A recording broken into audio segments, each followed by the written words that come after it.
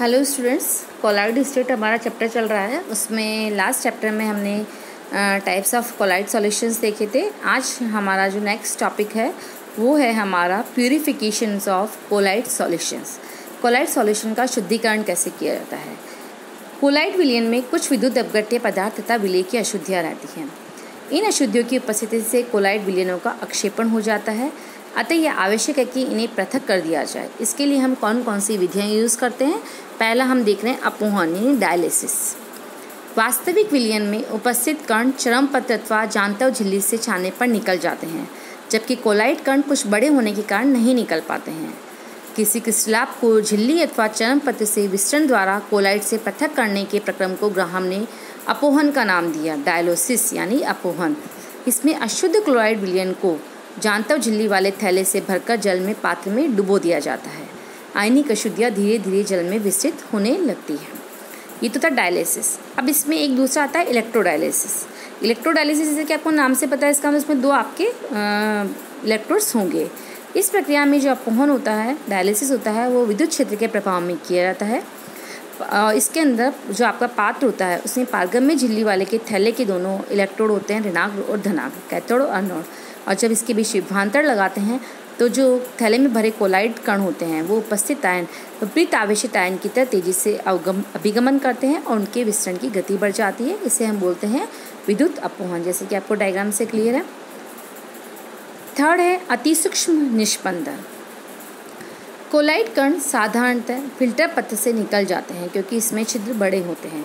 यदि फिल्टर पत्र को एसिटिक अम्ल से कोलोडियन विलयन से कर दें, मतलब हमने फिल्टर पेपर को एसिटिक अम्ल में डुबो दिया, तो छिद्रों का आकार छोटा हो जाएगा और इस प्रकार के फिल्टर पत्र में से द्रव परिक्षेपण माध्यम तथा वास्तविक विलयन के कण तो निकल जाएंगे, पर कोलॉइडी विलयन नहीं निकलते हैं, फिल्टर पेपर पर रह जाते हैं। द्रव परिक्षेपण माध्यम तथा वास्तविक विलयन के कणों को कोलॉइड द्वीप से पृथक करने की इस प्रक्रिया को अतिसूक्ष्म निस्पंदन कहते हैं। कोलॉइडी कणों को फिर से परिक्षेपण माध्यम में परिक्षेपित कर शुद्ध कोलॉइड विलयन बना लेते हैं। कोलॉइड विलयन के गुणधर्म क्या क्या प्रॉपर्टीज़ होती हैं। पहला, विषमांग प्रकृति के होते हैं, जिसमें दो प्रावस्थाओं का अस्तित्व होता है। चूँकि परिक्षेपण माध्यम में परिक्षिप्त प्रावस्था के कण निलंबित रहते हैं, अतः कोलॉइडी विलयन द्विप्रावस्था तंत्र होता है। सेकंड है हमारा स्थायित्व। सामान्यतः कोलॉइड विलयन काफ़ी स्थायी होते हैं। इनके कण अनिश्चित काल तक विलयन में निलंबित रहते हैं और पैने में स्थिर एकत्रित नहीं होते हैं, लेकिन उच्च गति वाली अल्ट्रा सेंट्रीफ्यूज मशीन में रखे जाने से ये पैने में एकत्रित हो जाते हैं। संख्यात्मक गुण। कोलॉइड कणों का माध्य अणुभार उच्च होने के कारण इनका परासरण दाब बहुत कम होता है। निस्पंदनता, फिल्ट्रेबिलिटी। कोलॉइडी कण फिल्टर पत्र में से तो पार हो जाते हैं, परंतु चरम पत्र या जांतव झिल्ली में से पार नहीं होते हैं। Brownie movement. रॉबर्ट ब्राउन ने अति सूक्ष्मदर्शी द्वारा ये पाया कि परिक्षेपित कोलॉइड कण परिक्षेपण माध्यम में लगातार अनियमित रूप में टेढ़े मेढ़े मार्ग में चलते रहते हैं। अतः परिक्षेपण माध्यम में कोलॉइड कणों की यह अनियमित गति जो अति सूक्ष्मदर्शी द्वारा प्रेक्षित की जाती है उसे हम बोलते हैं ब्राउनी गति। ये जो उनकी अनियमित गति है उसे हम क्या बोलते हैं, ब्राउनी गति। और यह प्रत्येक जो गुण होता है वो प्रत्येक कोलॉइड विलयन का होता है। आइंस्टीन ने ब्राउनी गति के कारण अणुगति सिद्धांत के आधार पर की। उन्होंने बताया कि कोलॉइडी कणों पर परिक्षेपण माध्यम के गतिशील कणों का विपरीत दिशा में असामान्य बल कार्य करता है। इससे कोलॉइडी कणों का पथ परिवर्तन हो जाता है और वे जिगजैग ढंग से गति करते रहते हैं।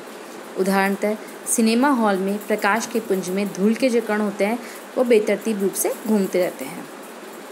साधारणतः निलंबन के कण अपेक्षाकृत अधिक भारी होते हैं, इसलिए ब्राउनी मूवमेंट नहीं करते हैं। तो ये ब्राउनी गति का आपको डायग्राम दिखाया, इस तरीके से टेढ़ी मेढ़ी जिगजैग मोशन में गति करते हैं। नेक्स्ट है आपका टिंडल प्रभाव। 1968 में टिंडल ने ये बताया कि यदि एक तीव्र प्रकाश पुंज को किसी कोलॉइड विलयन में से गुजारते हैं तो प्रकाश पुंज का उस प्रकार दीप्तिमान होकर चमकने लगता है, जैसे किसी एक अंधेरे कमरे में छिद्र से आते हुए प्रकाश में धूल के कण चमकते हैं। इस प्रभाव को हम टिंडल प्रभाव कहते हैं और कोलॉइडी विलयन को वास्तविक विलयनों में से विभेद करने के लिए यह आपका जो प्रभाव होता है वो बहुत इम्पोर्टेंट होता है। क्योंकि यदि प्रकाश की किरण को किसी वास्तविक विलयन में से गुजारा जाता है या उसमें से प्रवाहित होती है तो हमें नज़र नहीं आती है। प्रकाश पुंज का जो मार्ग होता है वो पूर्णतः अदृश्य रहता है। जैसे आप देख रहे हैं किसी भी अंधेरे कमरे में यदि एक हल्की सी प्रकाश की लो आती है तो आपको धुंधली कण जो होंगे चमकते हुए दिखेंगे, तो इसको हम बोलते हैं टिंडल प्रभाव। टिंडल प्रभाव की व्याख्या कोलाइट कणों द्वारा प्रकाश में प्रकीर्णन से की जा सकती है। कोलाइट कणों के आकार व प्रकाश के तरंगदैर्ध्य की अपेक्षा कम होने के कारण ये प्रकाश को परावर्तित नहीं कर पाते हैं, अतः प्रकाश का अधिशोषण करते हैं और चमकने लगते हैं। फलतः प्रकाश इनमें से ही निकलता नजर आता है और टिंडल कोण बन जाता है। अंधेरे कमरे में वायु के साथ मिले कण भी एक कोलाइड सिस्टम है, जिनमें से गुजरते प्रकाश पुंज व मार्ग प्रदीप्त होना टिंडल प्रभाव है।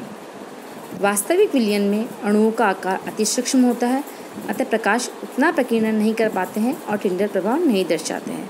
तो आपने देखा ये सोर्स ऑफ लाइट है, ये लेंस है, ये ट्रू सॉल्यूशन है और ये कोलाइड सॉल्यूशन है। इस तरीके से टिंडल प्रभाव होगा। प्रकाश का प्रकीर्णन परिक्षेप प्रावस्था और प्रक्षेपण माध्यम के अपवर्तनांक के कारण होता है।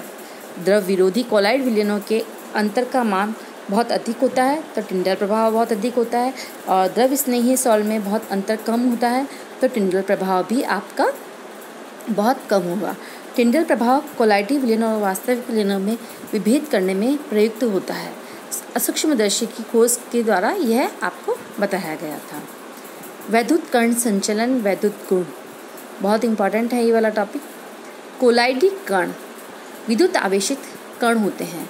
विद्युत क्षेत्र में ये कण विपरीत आवेशित इलेक्ट्रोडों की ओर अभिगमन करते हैं।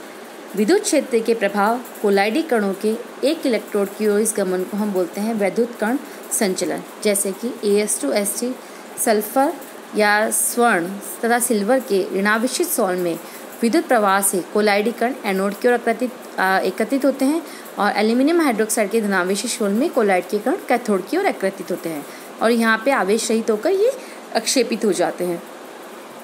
तो विद्युत धारा के प्रभाव से धनावेशित कणों का कैथोड की ओर संचलन को हम धनकण संचलन कहते हैं। धनकण संचलन के कुछ तकनीकी उपयोग इस प्रकार हैं। चिमनी से निकलने वाले कोलाइड धुएं को कार्बन के कणों से दूर रखना, रबर का विद्युत निक्षेपण, मैल के कणों को दूर रखना, कार के धातु के हिस्सों को पिगमेंट से रंगना, और गटर व नाले के गंदे पानी को साफ कर सिंचाई में काम में लेना। तो बिफोर पासिंग करंट ये है, और आफ्टर पासिंग करंट जो डायग्राम है, एक बार आप देखिए डायग्राम को। डायग्राम में बिल्कुल क्लियर हो रहा है कि जब करंट नहीं था तब तो बिल्कुल ये नीचे थे, और जब करंट हो गया है तो कुछ जो है वो प्लस की तरफ मूव कर रहे हैं और कुछ जो है वो माइनस की तरफ मूव कर रहे हैं। विद्युत कण संचलन अथवा धन कण संचलन का प्रदर्शन एक यू नली में कोलाइड विलयन भरकर उसमें इलेक्ट्रोड डुबोकर विद्युत धारा को प्रवाहित कर किया जाता है। उदाहरणतः आर्सेनियम सल्फाइड का सोल से कोलाइड कण एनोड की ओर जाते प्रतीत होते हैं और वहाँ स्कंदित हो जाते हैं, और जो कैथोड होता है उस पर स्वच्छ विलयन शेष रह जाता है। इससे सिद्ध होता है कि As2S3 जो कण होते हैं वो ऋणावेशित होते हैं। अब आता है इलेक्ट्रोऑस्मोसिस, विद्युत परासरण। कोलाइड विलयन में कोलाइड कणों पर आवेश के प्रेरण प्रभाव के कारण परिक्षेपण माध्यम में कणों के आकार पर भी आंशिक आवेश आ जाता है, परंतु इसकी प्रकृति कोलाइड कणों पर उपस्थित आवेश के ठीक विपरीत होती है। अतः यदि वैद्युत कण संचलन प्रयोग में कोलाइड विलयन से विद्युत धारा प्रवाहित करते समय चरम पत्र या जांतव झिल्ली रखकर कोलाइड कणों को विद्युत आवेशित इलेक्ट्रोड पर जाने से रोक दिया जाए तो परिक्षेपण माध्यम झिल्ली पार करके उपयुक्त दिशा में अभिगमन करने लगते हैं। परिक्षेपण माध्यम के अभिगमन की दिशा कोलाइड कणों के संचलन की दिशा से विपरीत होती है, और इस क्रिया को हम बोलते हैं विद्युत परासरण।